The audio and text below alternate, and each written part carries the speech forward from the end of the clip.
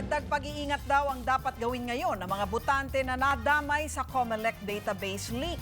Napadpad kasi ang mga nahack na impormasyon sa Russia na sinasabing notorious sa cybercrime. Umaksyon si Ben Santos. Sa bansang Russia, na-trace ng Philippine Institute of Cybersecurity Professionals ang website na naglabas ng voters database na ninakaw mula sa COMELEC. Babala ng grupo, kilala ang Russia na pugad ng cybercriminals.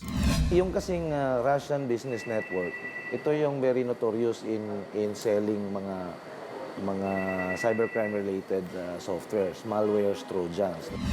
Pangamba ng presidente ng grupo na si Angel Redoble, baka sa mga kriminal ibinenta ang ninakaw na data.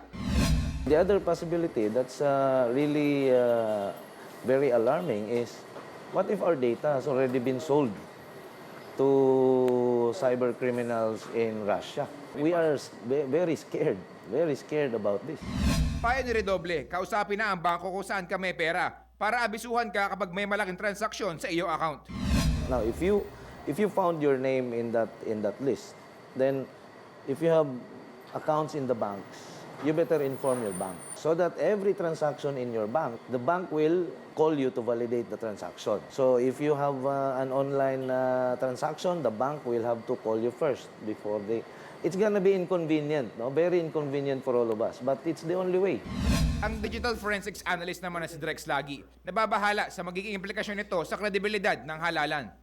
Incidents like this kinda undermines the trustworthiness of systems. Ayon sa security company na FireEye, doble ang tatanggap na cyberattacks ng Pilipinas kumpara sa global average. At ang numero unong punteriya ng hackers ay ang pamahalaan. We're seeing elections coming up. We're seeing, banks losing information. So all these are feeling a tremendous amount of tensions within the companies in Asia. Umaaksyon bilang Pilipino, Bimbo Santos, News 5. Be sure to come back. Use 5 everywhere. Copyright 2016.